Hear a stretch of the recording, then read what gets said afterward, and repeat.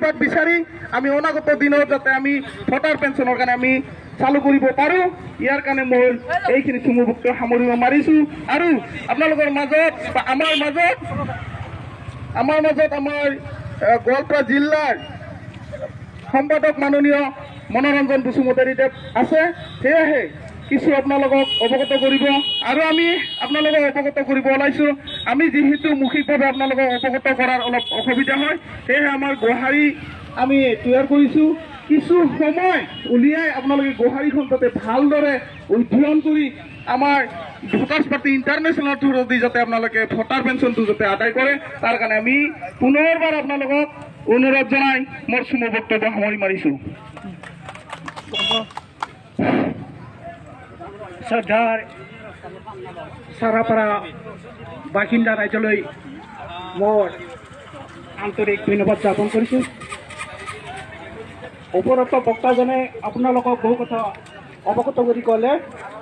মই অকণমান আপোনালোকক অৱগত কৰিব বিচাৰিছোঁ। বৰ্তমান দুনিয়াত টকা নহ'লে একো নহয়, টকা নহ'লে একো চলিব নোৱাৰে। সেইকাৰণে আমি অৰ্থ স্বাধীনতা বিচাৰিছোঁ। যিহেতু ভাৰতৰ সংবিধানত 39 আৰু খত আমাৰ এই মৌলিক অধিকাৰ লিপিবদ্ধ কৰা আছে। গতিকে ৰাইজ, আমি আজি মৌলিক অধিকাৰৰ পৰা বঞ্চিত হৈ আহিছোঁ।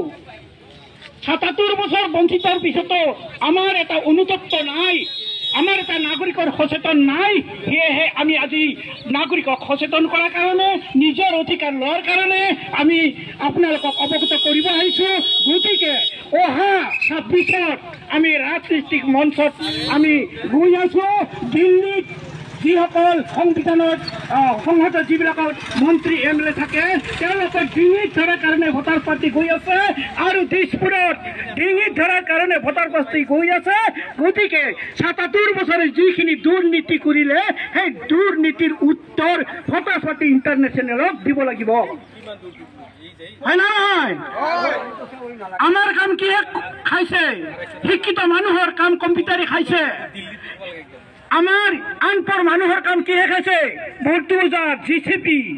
তেতিয়াহ'লে আমি কাক লৈ জীয়াই থাকিম? আমাৰ কি আছে? গতিকে মন্ত্ৰী MLA যদি চিৰজীৱন যদি পেঞ্চন পায়, ভোটাৰে কিয় নাপাব? যিহেতু ভাৰতৰ সংবিধানত লেখা আছে, গতিকে তাৰ কাৰণে সকলোৱে VPA যোগ দি ৰাজনীতি সলাব লাগে, নিয়ম সলাব লাগে, সংবিধান ইউজ কৰিব লাগে। সংবিধান বিপৰীতমুখী চালু হৈ আছে। গতিকে আজি আমাৰ সুৰক্ষা আমাৰ নোহোৱা হৈ গৈছে। আমাক ইনকাউণ্টাৰ কৰিব বিচাৰি আছে, নৰ্থ কোৰিয়া শাসন আনিব বিচাৰি আছে। মানুহে চুৰ কৰিলে তাৰ আইন আছে, আদালত আছে, উকিল আছে, কাছাৰী আছে, কিন্তু ইনকাউণ্টাৰ কৰা এইটো নিয়ম ক'ৰ পৰা আহিল কওক? যদি তেনেকুৱা ইনকাউণ্টাৰ কৰিব পাৰে তেতিয়াহ'লে আইন, আদালত, কোৰ্ট, কাছাৰী কিয় লাগে? হয় নে নহয়? গতিকে যিজন চিফ তেওঁ যদি ৰাতিপুৱালে আইন বনাই নাগৰিকৰ কাৰণে, সেইটো সম্ভৱ নেকি? তেওঁ চিফ জাষ্টিচ নেকি? তেওঁ অকলে চবখিনি কৰিব পাৰি নেকি? গতিকে আপোনালোকে সজাগ হওক। তেওঁলোকৰ নাটক আমি বহুদিন চালোঁ। ৭৭ বছৰ কংগ্ৰেছ বিজেপি মুদ্ৰাৰ ই পিঠি সি পিঠি, হয় না নহয়? আজি কংগ্ৰেছত, কালি বিজেপি। আজি বিজেপি বেয়া হৈছে, জনসাধাৰণে বেয়া পাইছে, আজি কংগ্ৰেছত জাপ দিছে। কিয়? তেওঁলোকৰ এই নাটকবিলাক আমি আৰু বেছি দিন চাই থাকিব নোৱাৰোঁ। ইংৰাজক কোনে খেদাইছিল? ৰাইজক কোনে খেদাইছিল? কংগ্ৰেছক কোনে খেদাইছিল? ৰাইজে। এতিয়া বিজেপি কোনে খেদাব? ৰাইজে। গতিকে ৰাইজৰ হাতত এটাই বস্তু আছে, ভোট প্ৰদান। এটাই বস্তু আছে আমাৰ হাতত, আমি ভাঙিব পাৰোঁ, পাতিবও পাৰোঁ, হয় না নহয়? গতিকে আমি যদি জীয়াই থকাতে হাৰি নেপাওঁ তেতিয়াহ'লে আমাৰ অৱস্থা কি হ'ব? কি হ'ব? আমাৰ দেশত আজি উগ্ৰপন্থী চোৰ ডকাইত আত্মহত্যা নিবনুৱা সমস্যা কটাই অন্ধকাৰৰ দৰে আগুৰি থাকিছে, হয় না নহয়? যদি এই ভোটাৰশ্বিপ মাহে মাহে হয় তেতিয়াহ'লে উগ্ৰপন্থী নাথাকিব, চোৰ ডকাইত নকৰিব, আত্মহত্যা নকৰিব, ঘৰখন ধুনীয়াকৈ চলিব, ঘৰখনত কোনো সংসাৰ জামেলা নাহিব। গতিকে তাৰ কাৰণে কি লাগে? অৰ্থ। আমি অৰ্থ স্বাধীনতা কৰিবলৈ গৈ আছো। আমাৰ ভাৰতত বহু পাৰ্টি আছে, আমাৰ অসমত বহু পাৰ্টি আছে, কিন্তু কোনো পাৰ্টিয়ে অৰ্থ বিচৰা নাই।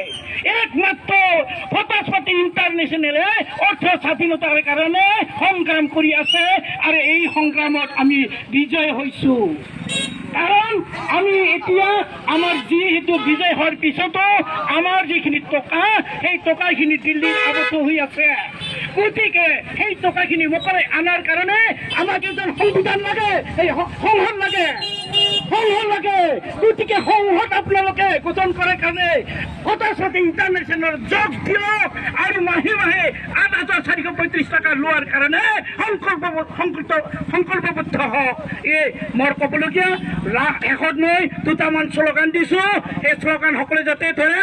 এয়া আমি গাইছো, নো জাত নো পাত, নো জাত নো পাত, নো নোট নো ভোট, নো নোট নো ভোট। ভোটাৰশ্বিপ আমাৰ সাংবিধানিক অধিকাৰ, ভোটাৰশ্বিপ আমাৰ সাংবিধানিক অধিকাৰ। জয় ভোটাৰশ্বিপ, জয় ভোটাৰশ্বিপ, জয় ভোটাৰশ্বিপ। ধন্যবাদ।